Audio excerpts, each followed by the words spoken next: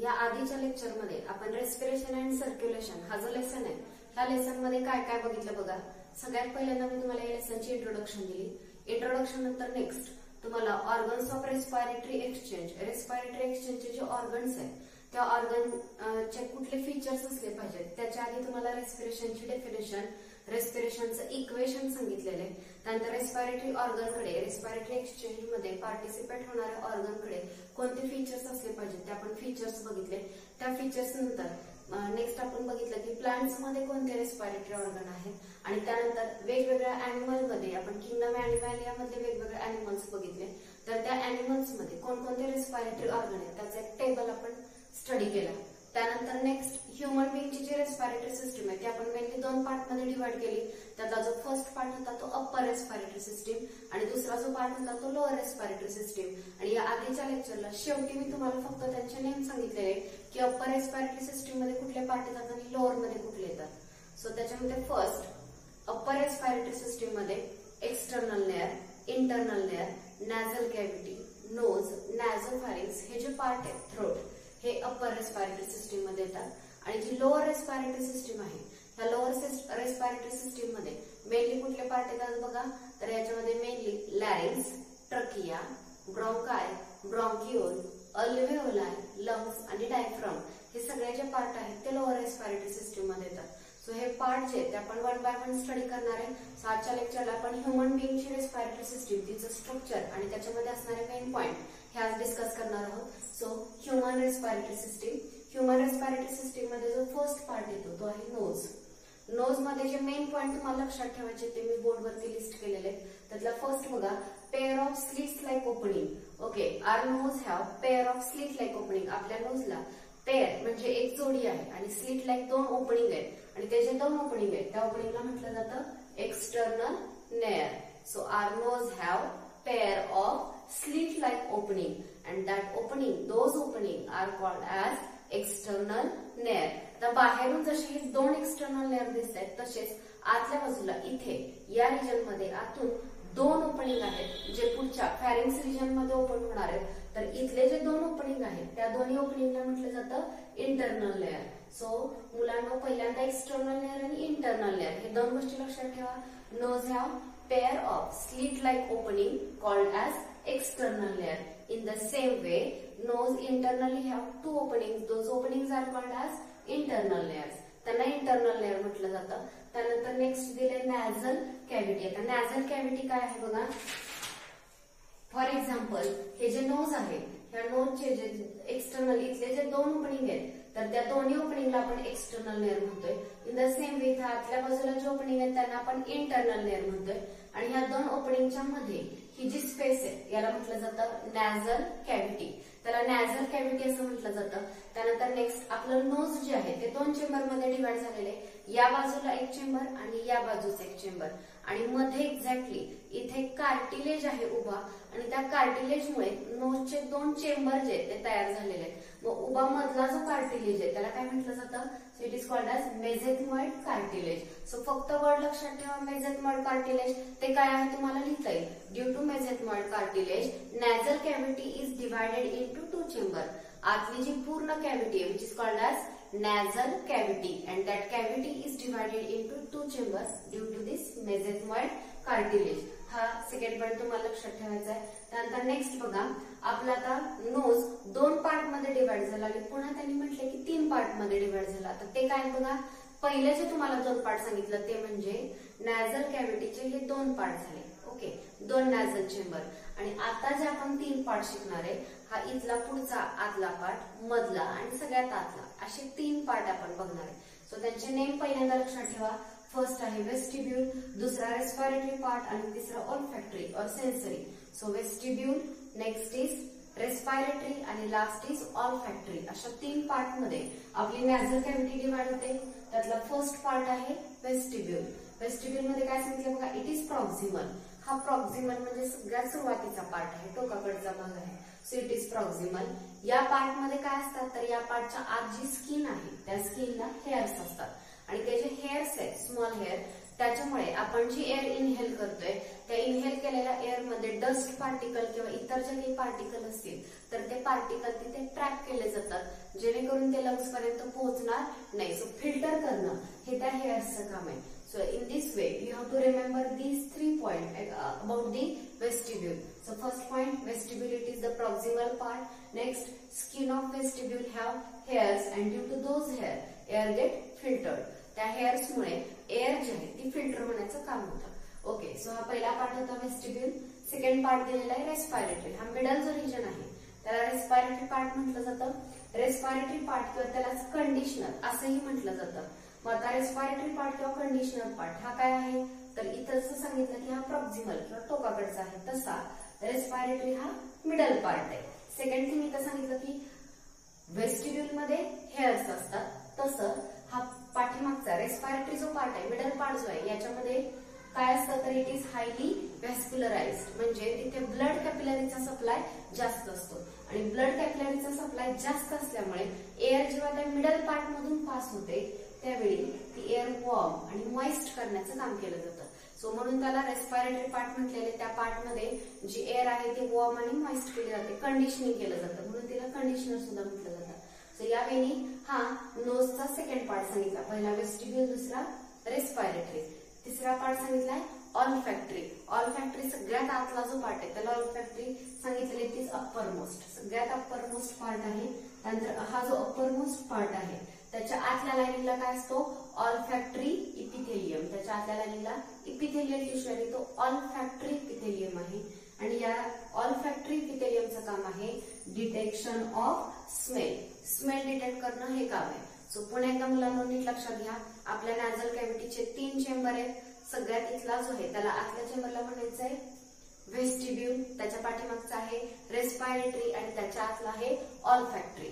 मग आता वेस्टिब्यूल मध्ये तुम्हाला काय सांगितलं वेस्टिब्यूल्स हा प्रॉक्सिमल पार्ट आहे, रेस्पिरेटरी हा मिडल पार्ट आहे तर ऑल्फॅक्टरी हा अप्पर मोस्ट पार्ट आहे. वेस्टिब्यूल मध्ये काय असतात हेअर्स. रेस्पिरेटरी पार्ट कसा आहे हायली व्हॅस्क्युलराइज्ड आणि ऑल्फॅक्टरी पार्ट म्हणजे ऑल्फॅक्टरी रिजन मध्ये काय आहे तर ऑल्फॅक्टरी इपिथेलियम. हे तिथले काय आहे ते सांगितलं आणि finally function.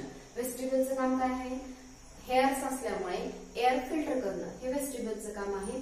Respiratory part highly व्हॅस्क्युलराइज्ड आहे त्यामुळे एअर वॉर्म आणि मॉइस्ट करणं हे रेस्पिरेटरी पार्टचं काम आहे आणि ऑल्फॅक्टरी पार्टचं काम आहे डिटेक्शन ऑफ स्मेल. आणि इथं आपण नोज हा पॉइंट कम्प्लीट केलेला आहे. ह्युमन रेस्पिरेटरी सिस्टीमचा हा पहिला पार्ट होता. Once again I repeat, nose ला एक्सटर्नल 2 ओपनिंग असतात आणि हे जे 2 ओपनिंग आहेत यांना म्हटलं जातं एक्सटर्नल नेअर. जसे हे 2 ओपनिंग आहेत in the same way inner side आतल्या बाजूला परमोस्ट रिजन मध्ये अजून 2 ओपनिंग आहेत आणि त्या 2 ओपनिंगला म्हटलं जातं internal nare. The space in between external nare and internal nare that space is called as nasal cavity. त्या स्पेसला नॅझल कॅव्हिटी म्हणायचं. नॅझल कॅव्हिटी 2 चेंबर मध्ये डिवाइड झालेली आहे आणि हे डिवायडेशन इथल्या कार्टिलेजमुळे होतं आणि त्या कार्टिलेजला म्हटलं जातं mesethmoid cartilage is called as mesethmoid cartilage. मग नॅझल चेंबरचे पुन्हा 3 पार्ट आहेत. माझ्यावर रिपीट करा. पहिला पार्ट आहे वेस्टिब्यूल, मिडल पार्ट असतो रेस्पिरेटरी आणि सगळ्यात आतला पार्ट आहे ऑल्फॅक्टरी. वेस्टिब्यूल प्रॉक्सिमल पार्ट आहे, रेस्पिरेटरी मिडल पार्ट आहे आणि ऑल्फॅक्टरी अप्पर मोस्ट पार्ट आहे. पहिला जो आहे वेस्टिब्यूल याच्यामध्ये हेअर्स असतात. रेस्पिरेटरी पार्ट व्हॅस्क्युलराइज आहे आणि ऑल्फॅक्टरी पार्ट मध्ये ऑल्फॅक्टरी इपिथेलियम आहे. वेस्टिब्यूलचं काम आहे फिल्टरिंग, रेस्पिरेटरी पार्टचं काम आहे एअर वॉर्म आणि मॉइस्ट करणं आणि ऑल्फॅक्टरीचं काम आहे डिटेक्शन ऑफ स्मेल डिटेक्ट करणं. सो यावेळी आपण नोजचे पार्ट बघितले वेगवेगळे. त्यानंतरचा नेक्स्ट पार्ट आहे फॅरिंग्स. आता फॅरिंग्स आहे तो नोजच्या नंतरचा.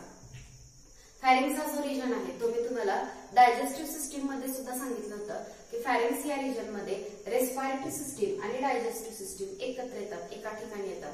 सो तो जो पार्ट आहे त्याला काय म्हटलं जातं pharynx. It is meeting point of digestive system and respiratory system. So हा मुद्दा नीट लक्षात ठेवा.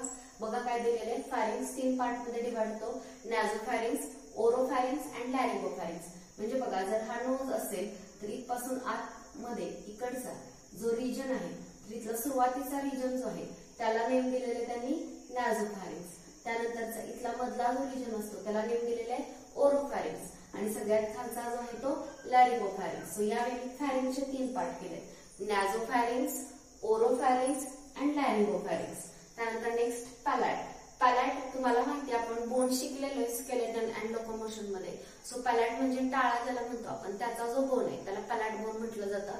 आणि हा जो बोन आहे तो 2 याच्यामध्ये येतो. म्हणजे समजा हा पॅलॅट बोन असेल तर असा प्रेझेंट आहे, आणि ह्या पॅलॅट बोनमुळे इथला वरचा जो पार्ट आहे तो कुठला आहे, नॅझोफॅरिंक्स, आणि त्याच्या खालचा जो पार्ट आहे त्याला म्हटलं जातं ओरोफॅरिंक्स. सो नॅझोफॅरिंक्स आणि ओरोफॅरिंक्स बघा, हा नॅझोफॅरिंक्स आणि इथला ओरोफॅरिंक्स या दोघांच्या मध्ये इथं जो बोन येतोय तो कुठला बोन आहे, पॅलॅट बोन. सो पॅलॅट बोन नॅझोफॅरिंक्स आणि ओरोफॅरिंक्सच्या मध्ये in between them it is present.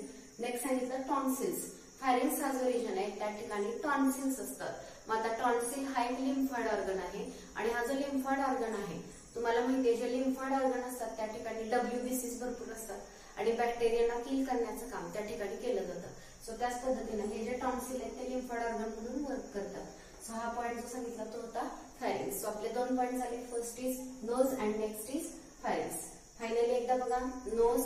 Knows मध्ये तुम्हाला मेन काय काय लक्षात ठेवायचंय, external layer, internal layer, nasal cavity, त्यानंतर मधला जो आहे तो मेसेंटमॉइड कार्टिलेज, त्याच्यामुळे 2 चेंबर, नॅझल चेंबर, आणि याचे 3 पार्ट आहेत, व्हेस्टिब्यूल, रेस्पिरेटरी अँड ऑल्फॅक्टरी. सो यावेळी आपल्या नोज बद्दल आपण इन्फॉर्मेशन बघितली. आणि नेक्स्ट सांगितलं तुम्हाला फॅरिंक्स. Pharynx is a meeting point of digestive system and respiratory system. Now this pharynx is divided into 3 parts: nasopharynx, oropharynx and laryngopharynx. या 3 पार्ट मध्ये डिवाइड होतो. Next is palate. What is palate? Palate it is a bone of roof of our oral cavity. Oral cavity चा roof चा जो bone आहे त्याला आपण palate म्हणतो. And that palate is present in between nasopharynx and oropharynx. त्यांच्यामध्ये असतो. And tonsils. Tonsils are also present in our pharynx, and these tonsils are the lymphoid organ. हे जे tonsils आहेत ते lymphoid organ आहेत जे बॅक्टेरियांना किंवा फॉरेन पार्टिकलना रिमूव्ह करण्याचं काम करतात. So this is about the nose and pharynx. So आपल्या रेस्पिरेटरी सिस्टीम मधले 2 पॉईंट झालेले आहेत. त्यानंतरचा नेक्स्ट जो पार्ट आहे तो आहे लॅरिंक्स, अँड नेक्स्ट येतो ट्रकिया. सो लॅरिंक्स आणि ट्रकिया काय आहे बघा.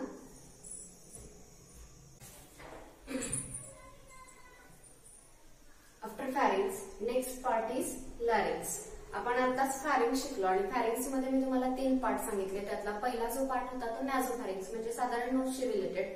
त्यानंतरचा सांगितला ओरोफॅरिंक्स म्हणजे ज्या पार्ट मध्ये तुमचं ओरल कॅव्हिटी ओपन होणार आहे. आणि तिसरा जो सांगितला तो लॅरिंगोफॅरिंक्स म्हणजे तोच पार्ट पुढे लॅरिंक्स मध्ये कंटिन्यू होणार आहे. सो फॅरिंक्सचे 3ही पार्ट नीट लक्षात ठेवा, नॅझोफॅरिंक्स, ओरोफॅरिंक्स अँड लॅरिंगोफॅरिंक्स. त्यानंतरचा नेक्स्ट जो आहे तो लॅरिंक्स. लॅरिंक्सलाच व्हॉइस बॉक्स असंही म्हटलं जातं, कारण व्हॉइस प्रोड्यूस करण्याचं जे काम आहे ते लॅरिंक्स मध्ये केलं जातं. So it is called as voice box. Next हा कुठून कुठपर्यंत एक्सटेंड होतं ते सांगितलेलं आहे. It extend from laryngopharynx to trachea. म्हणजे कसं बघा, फॉर एक्झाम्पल जर हे नोज असतील, इथला रिजन मी तुम्हाला सांगितलं एवढा, तर या रिजनला आपण म्हटलं नॅझोफॅरिंक्स. त्यानंतर जिथे आपलं माउथ ओपन होणार आहे त्याला आपण नेम दिलं ओरोफॅरिंक्स. इथं पॅलेट बोन आहे असं सांगितलं. आणि त्यानंतरचा इथला जो रिजन आहे त्याला आपण नेम दिलं लॅरिंगोफॅरिंक्स. लॅरिंगोफॅरिंक्स नंतर हा थ्रोट मधला जो रिजन आहे, हा रिजन, या रिजनला, एवढ्या रिजनला आपण लॅरिंक्स असं म्हणतोय. मग लॅरिंक्स कुठून कुठपर्यंत आहे, तर याच्या आधीचा हा जो पार्ट होता याला आपण म्हटलो लॅरिंगोफॅरिंक्स. आणि इथून खाली, इथून खालची जी ट्यूब स्टार्ट होणार आहे तर याचं नेम आहे ट्रकी. सो लॅरिंगोफॅरिंक्स पासून ते ट्रकीपर्यंत जो पार्ट आहे त्याला काय म्हटलं जातं, तर लॅरिंक्स असं म्हटलं जातं. मिडल थ्रोट मध्ये हा प्रेझेंट असतो. त्यानंतर नेक्स्ट बघा, हा जो आहे तो कुठे प्रेझेंट आहे, इन फ्रंट ऑफ इसोफेगस. हे माहिती असू द्या, इसोफेगसच्या समोर हा प्रेझेंट असतो. ठीक आहे. Opening in between laryngopharynx and larynx is glottis. Laryngopharynx कुठला, तर हा फॅरिंक्सचा शेवटचा रिजन, ज्याला काय म्हणायचंय लॅरिंगोफॅरिंक्स म्हणजे तो फॅरिंक्सचा शेवटचा पार्ट आहे. आणि दुसरं काय सांगितलं, opening in between laryngopharynx and लॅरिंक्स. हा लॅरिंक्स आणि हा लॅरिंगोफॅरिंक्स याच्यामध्ये इथं हे जे ओपनिंग आहे, ह्या ओपनिंगला काय म्हटलं जातं, ग्लॉटिस. मुलांना हे लक्षात घ्या, ओपनिंगचं नेम ग्लॉटिस आहे. त्यानंतर नेक्स्ट बघा, हे जे ग्लॉटिस आहे त्या ग्लॉटिसच्या लाइनिंगला 2 कार्टिलेजचे फ्लॅप असतात. आणि हे जे दोन कार्टिलेजचे फ्लॅप आहेत त्यांना म्हटलं जातं इपिग्लॉटिस. सो इपिग्लॉटिस ह्या कार्टिलॅजिनस फ्लॅपला नेम दिलेला आहे आणि ग्लॉटिस त्या ओपनिंगला नेम दिलेला आहे. मग आता या इपिग्लॉटिसचं काय फंक्शन आहे? So that epiglottis prevent entry of food in the respiratory tract. Epiglottis जो आहे तो ग्लॉटिस बंद करतो. जेव्हा आपण सॉलोइंगचं काम करतोय, जेव्हा आपण सॉलो करतो, गोष्ट एंगल्फ करतो, गिळतो, त्यावेळी हे बंद केलं जातं आणि हे बंद केल्यामुळे फूड मटेरियल जे आहे ते इकडे येणार नाहीये. इकडून पाठीमागे जो इसोफेगस आहे त्या इसोफेगस मध्येच एंटर करतं, या रेस्पिरेटरी ट्रॅक्ट मध्ये एंटर करत नाही. आणि मी तुम्हाला या आधी सुद्धा सांगितलेलं आहे या इपिग्लॉटिस वरती नीटला क्वेश्चन विचारला जातो. त्यानंतर नेक्स्ट बघा, लॅरिंग्स जे आहे ती हॉलो ट्यूब आहे. सो हे हॉलो आणि ट्युब्युलर पार्ट आहे, रिकामा हॉलो आहे आणि ट्युब्युलर पार्ट आहे. त्यानंतर याच्या आतल्या लाइनिंगला there is pair of elastic vocal cord. म्हणजे लॅरिंग्सच्या आतल्या लाइनिंगला वोकल कॉर्डची एक पेअर आहे, इलास्टिक वोकल कॉर्डची. आणि ते जे वोकल कॉर्ड आहे हे वोकल कॉर्ड साऊंड प्रोड्यूस करण्याचं काम करतात. सो बघा, याच्यामधून जेव्हा एअर पास होईल, नोज मधून घेतली असेल किंवा जी एअर जेव्हा यातून पास होईल तेव्हा हे पास होताना या वोकल कॉर्डचं व्हायब्रेशन होतं आणि त्यामुळे साऊंड प्रोड्यूस केला जातो. सो हे माहिती असू द्या की जेव्हा एअर पास होईल त्याच वेळी साऊंड प्रोड्यूस करता येणार आहे. एअरमुळेच या वोकल कॉर्डचं व्हायब्रेशन होणार आहे. जर एअर नसेल तर आपण साऊंड प्रोड्यूस करू शकणार नाही. ओके. त्यानंतर नेक्स्ट मॉड्युलेशन, म्हणजे आपण वेगवेगळ्या आवाजामध्ये जो बदल करतो ते मॉड्युलेशन करण्यासाठी आपल्याला अजून कोण कोण हेल्प करणार आहे? तर एक आहे टंग, दुसरे आहेत लिप आणि तिसरे आहे टीथ.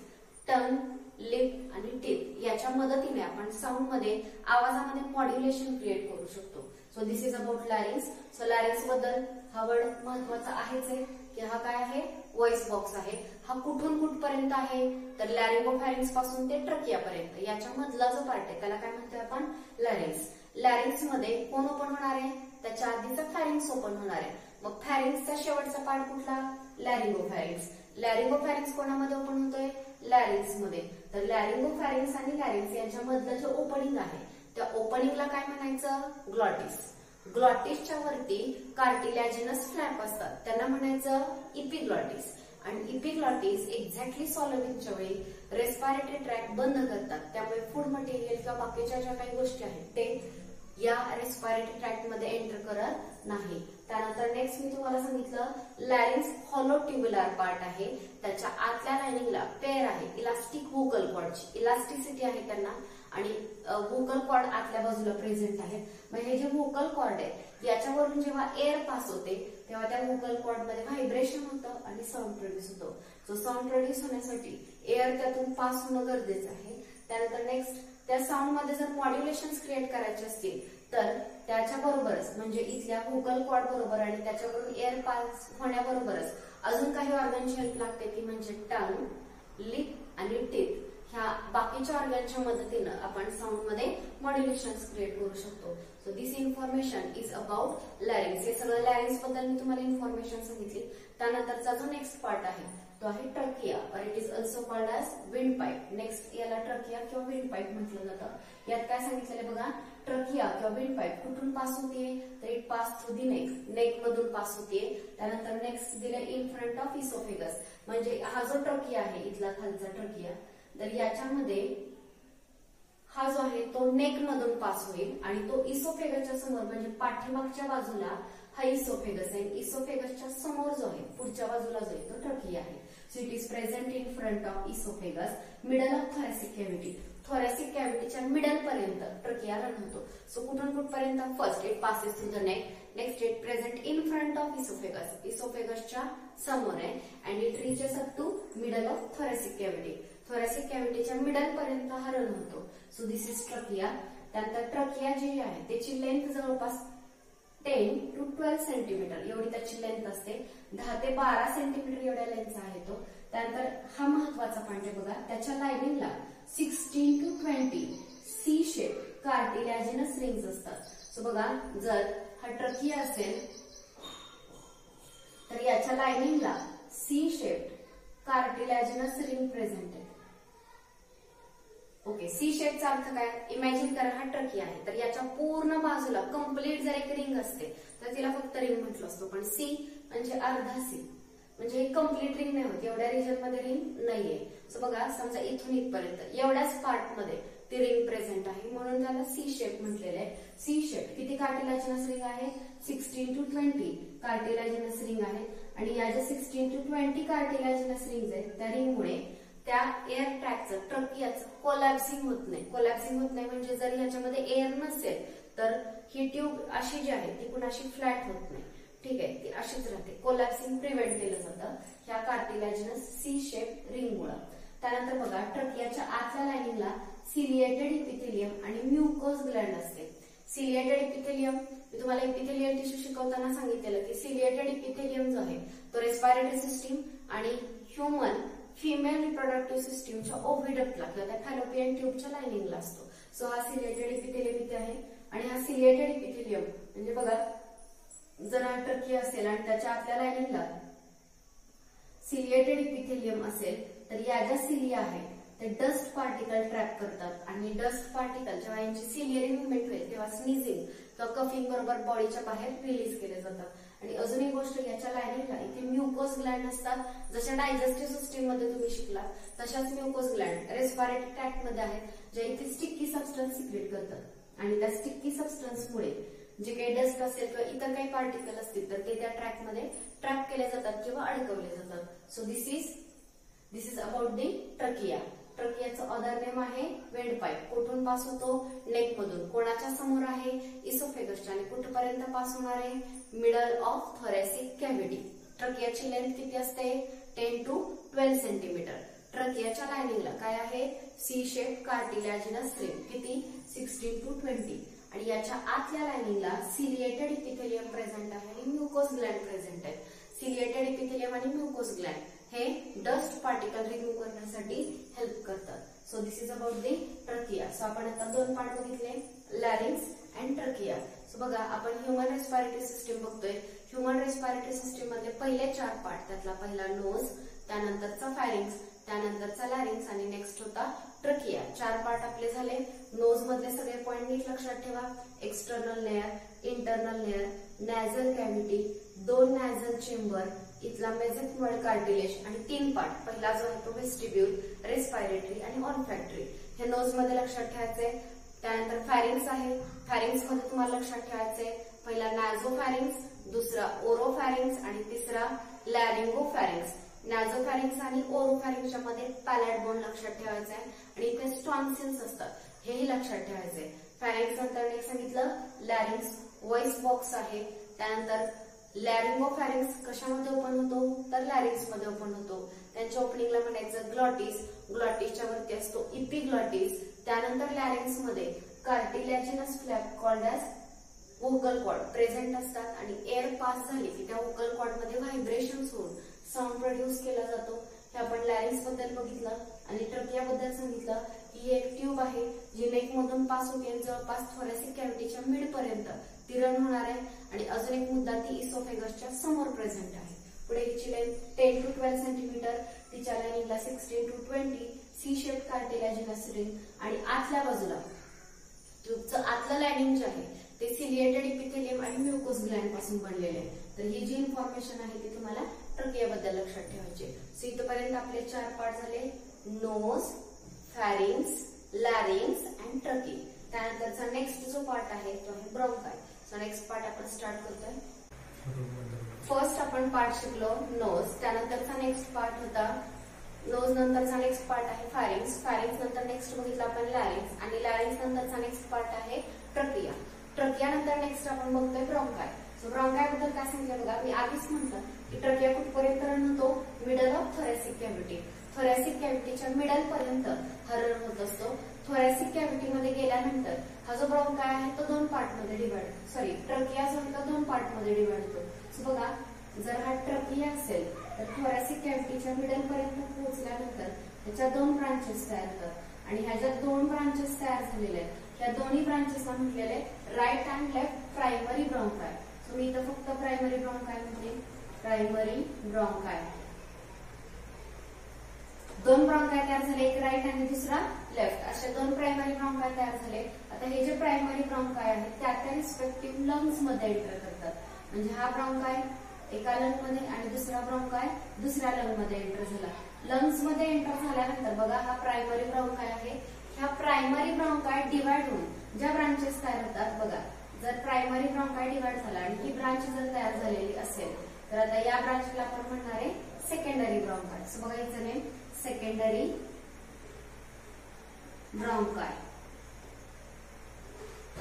आता हा जो सेकंडरी ब्रॉन्काय दिला हा फर्दर डिवाइड झाला आणि त्याच्यापासून पुढची ब्रांच तयार झाली तर तिला म्हटलं जातं टर्शरी ब्रॉन्काय. म्हणजे हा सेकंडरी डिवाइड झाला आणि त्याच्या पुढे अजून ब्रांच तयार झाली तर ही जी पुढची ब्रांच आहे त्या पुढच्या ब्रांचला आपण म्हणणार आहे टर्शरी ब्रॉन्काय.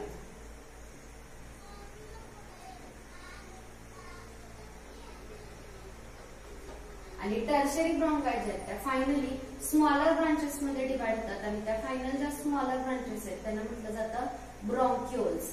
तर हे जे फायनली फॉर्म झाले ते आहेत ब्रॉन्क्युल. नीट लक्षात घ्या, पहिल्यांदा ट्रकिया होता. ट्रकिया दोन ब्रांचेस मध्ये डिवाइड झाला, त्यांना म्हटलं आपण प्रायमरी ब्रॉन्काय. प्रायमरी ब्रॉन्काय डिवाइड होऊन तयार झाली सेकंडरी ब्रॉन्काय. सेकंडरी ब्रॉन्काय डिवाइड होऊन टर्शरी ब्रॉन्काय आणि टर्शरी ब्रॉन्काय स्मॉलर ब्रांचेस मध्ये डिवाइड होतात त्यांना म्हटलं जातं ब्रॉन्क्युल्स. आणि हे जे ब्रॉन्क्युल्स आहेत इमॅजिन करा, जर हे ब्रॉन्क्युल्स आहेत तर या ब्रॉन्क्युलच्या एंडला बलून लाईक अशा एअर सॅक्स असतात आणि यांना अल्व्हेओलाय असं म्हटलं जातं. So this is about the bronchi. So finally एकदा रिपीट करते, trachea middle of thoracic cavity. Thoracic कॅव्हिटीच्या मिड पर्यंत रन होतो आणि दोन पार्ट मध्ये डिवाइड होतो, right and left primary bronchi. Right आणि लेफ्ट प्रायमरी ब्रॉन्काय आहे तो इंटरनली कशाने लाईन झालेला आहे, सी शेप इनकम्प्लीट कार्टिलॅजिनस रिंगनी लाईन झालेला आहे. आणि त्यानंतर हा जो प्रायमरी ब्रॉन्काय आहे तो डिवाइड होऊन तयार होतो सेकंडरी ब्रॉन्काय. सेकंडरी ब्रॉन्काय डिवाइड होऊन टर्शरी ब्रॉन्काय. टर्शरी ब्रॉन्काय नंतर ब्रॉन्क्युल्स आणि ब्रॉन्क्युलच्या एंडला फायनली असतात अल्व्हेओलाय. तुम्हाला ह्या डायग्राम मध्ये ते कळेलच. हा ट्रकिया, ह्या दोन प्रायमरी ब्रॉन्काय, ही सेकंडरी ब्रॉन्काय. सेकंडरी पासून तयार झालेली ही टर्शरी आणि एंडला आहेत ते ब्रॉन्क्युल आणि ब्रॉन्क्युलच्या एंडला ज्या आहेत त्या alveoli. So this is about the bronchi. इथे आपला ब्रॉन्काय हा पार्ट संपलेला आहे.